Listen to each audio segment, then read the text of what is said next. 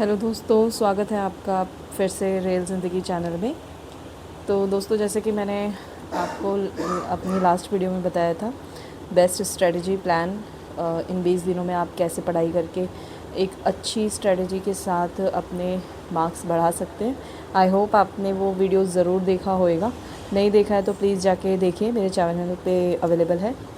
और आज हम बात करेंगे कि एग्ज़ाम से पहले अभी जो टाइम है उसमें आप टाइम मैनेजमेंट कैसे सीखें, सो दैट कि एग्ज़ाम में आप अपने टाइम को अच्छे से मैनेज कर पाएँ और अपने एग्ज़ाम में सारे क्वेश्चन जो भी आपको आते हैं उन्हें अटेम्प्ट कर पाएँ। देखिए दोस्तों, कुछ चीज़ों का हमें ध्यान रखना पड़ता है एग्ज़ाम से पहले भी जब आप प्रिपरेशन कर रहे हैं। कुछ चीज़ें हमें सीखनी होती हैं जिससे हम अपनी कैलकुलेशंस को और सारी चीज़ों को फास्ट कर सकते हैं। और एग्ज़ामिनेशन में 2-3 बातों का ध्यान रखना होता है जिससे कि हम अपने टाइम को बहुत अच्छे से मैनेज कर पाते हैं और अपने जितने भी क्वेश्चंस हैं उन्हें अटेम्प्ट कर पाते हैं। टाइम मैनेजमेंट बहुत इम्पॉर्टेंट है दोस्तों, क्योंकि अगर आपको जो क्वेश्चन आते हैं वो छूट जाते हैं तो बहुत रिग्रेट होता है लास्ट में।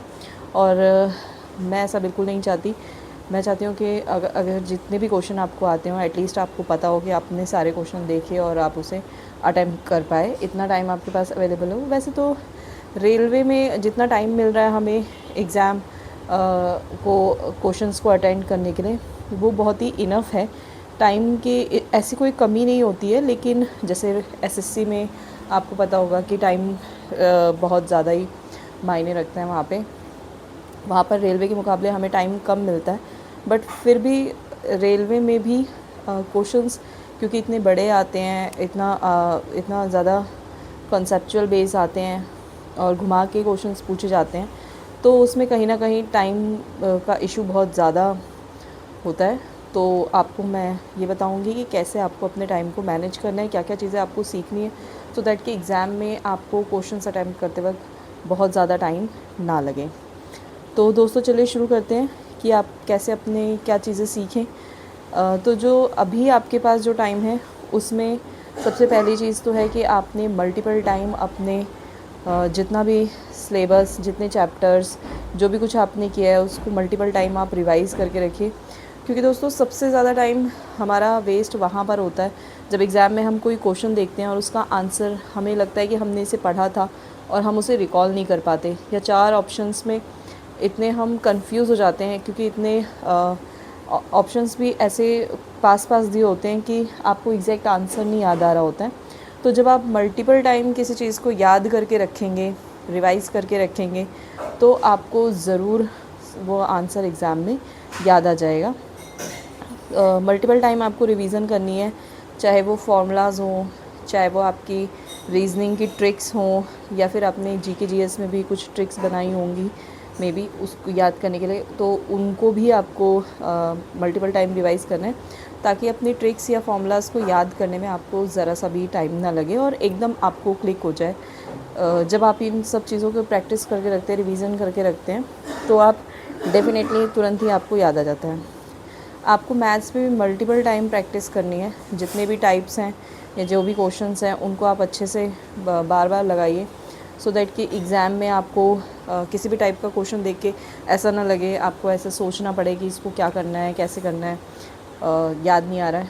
तो आप उस चीज़ को जब आप मैथ्स में मल्टीपल प्रैक्टिस करके रखेंगे, तो आपको एग्ज़ाम में उस टाइप का क्वेश्चन करने में या उस टाइप का क्वेश्चन देख के आपको कोई कन्फ्यूज़न नहीं रहेगी और आपको एकदम से याद आ जाएगा कि इसमें तो ये फॉर्मूला अप्लाई करना है और इस मेथड से इसको करना है। तीसरी चीज़ जो है वो ये है कि आपको टेबल्स कुछ जो है, मैं बहुत ज़्यादा नहीं कहूँगी कि आपको 25 या 30 तक टेबल याद रखनी है या उससे भी ज़्यादा, बट मैं ये इतना ज़रूर कहूँगी कि 20 तक टेबल्स आपको अच्छे से याद हो।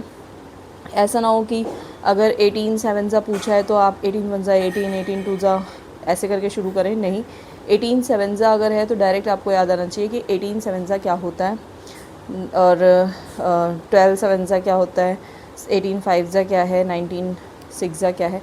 ये मतलब आपको एकदम क्लिक होना चाहिए। तो इस तरीके से आप याद करिए टेबल्स को भी। और मैं तो कहती हूँ, मैंने अपने टाइम पे लिख कर प्रैक्टिस कर ली थी कि 12 5 लिखा, डॉजिंग टेबल जिसे हम कहते हैं, कि कुछ भी आपने रैंडमली लिखे हुए हैं और उसके अकॉर्डिंग फटाफट आप उसके आंसर्स लिखेंगे तो ये आपको क्लिक हो जाएगा टेबल्स का। ये आपको जल्दी याद होने चाहिए। और फिर आपको स्क्वायर्स याद होने चाहिए। देखिए ग्रुप डी के एग्ज़ाम में हमें कोई 30 तक स्क्वायर याद करने की या 40 तक की ज़रूरत नहीं है। अगर आप 25 तक भी याद करते हैं तो वो भी इनफ है। क्यूब्स आप 15 तक याद कर लीजिए, वो भी इनफ है, उससे ज़्यादा नहीं। अगर आता भी है तो फिर कुछ ट्रिक्स होती हैं जिनसे हम उन्हें निकाल सकते हैं, तो वो आप सीख सकते हैं कि आप एग्ज़ाम में उसको निकाल लीजिए। बट इतना कोई ज़रूरत नहीं है क्योंकि इतना हाई आता नहीं है एग्ज़ाम में। तो टेबल्स हो गए, स्क्वायर हो गए, क्यूब हो गए, ये आपको अच्छे से याद करना है सो दैट कि एग्ज़ाम में आपको जल्दी से जल्दी इनको याद मल्टीप्लाई ना करना पड़े, आपको याद रहे। जो फोर्थ चीज़ है वो है कि आप मैथ्स में ही है यूनिट। देखिए जब सबसे ज़्यादा जो टाइम है क्वेश्चंस में वो हमारा मैथ्स में और रीजनिंग में जाता है। और साइंस में भी ये है कि हमें समझने में थोड़ा सा टाइम लगता है क्वेश्चंस को। आजकल साइंस में भी न्यूमेरिकल्स आ रहे हैं तो उसमें भी टाइम लगता है आपको। बाकी जीए का पार्ट तो बहुत आसान है, उसमें इतना टाइम लगता नहीं है। तो मैथ्स में आप यूनिट डिजिट मेथड सीख सकते हैं। मैंने भी अपने टाइम पे यूनिट डिजिट मेथड सीखा था कि हम किस चीज़ को किस से मल्टीप्लाई करेंगे तो वो चीज़ आ जाती है। ये आपको बहुत हेल्प करती है आपके एग्ज़ाम में। और मैंने अपने एक नोटबुक पे स्क्वायर और क्यूब्स भी लिखे हुए थे, टेबल्स भी लिखी हुई थी और उनको अच्छे से याद किया था, जिससे कि मुझे हेल्प मिली थी बहुत।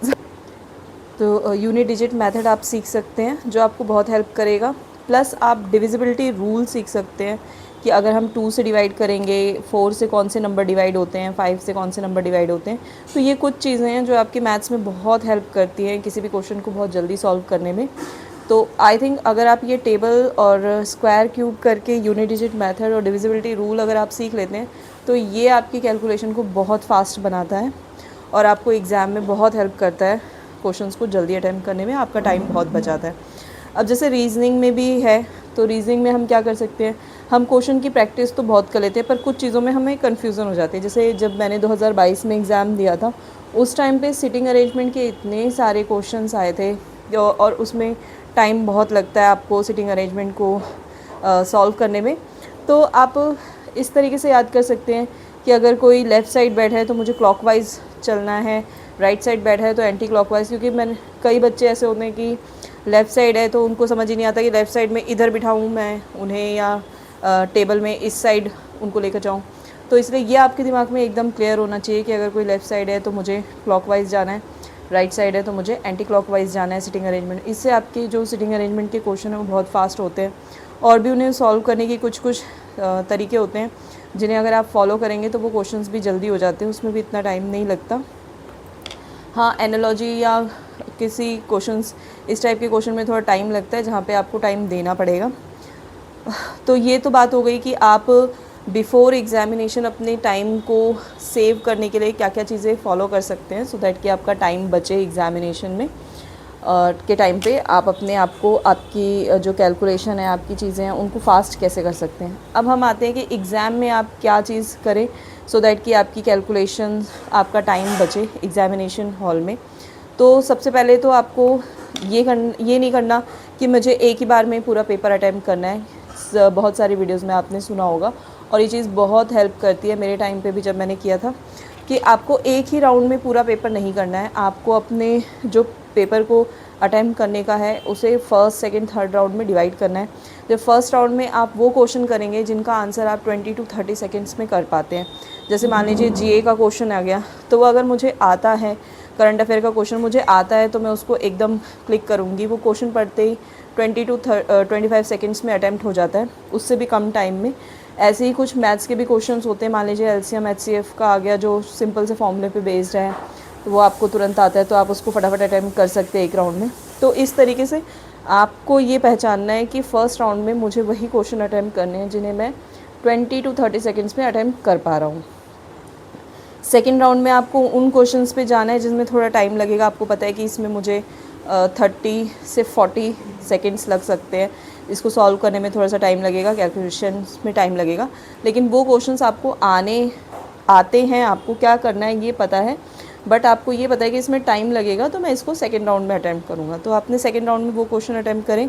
अब थर्ड राउंड में आपको उन क्वेश्चंस पे जाना है जो कि आपको थोड़ा सा जिसका आंसर याद नहीं आ रहा था, या फिर आप रिकॉल नहीं कर पा रहे कि इसकी ट्रिक क्या थी, क्या मैंने किया था, जिनको सॉल्व करने में आपको थोड़ी कन्फ्यूज़न है।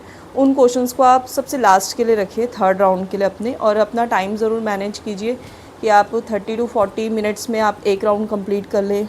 फिर आगे के 20 मिनट्स आप रखिए अपने सेकेंड राउंड में, जिनमें थोड़ा टाइम लगेगा, और जो बाकी लास्ट का 30 मिनट्स है या 20 मिनट्स है वो उन क्वेश्चंस पे जहाँ पे आपको कन्फ्यूज़न है। इस तरीके से आपने 3 राउंड में अपना पेपर अटेम्प्ट करेंगे तो आपके कोई भी क्वेश्चन नहीं छूटेगा जो आपको आता है एटलीस्ट।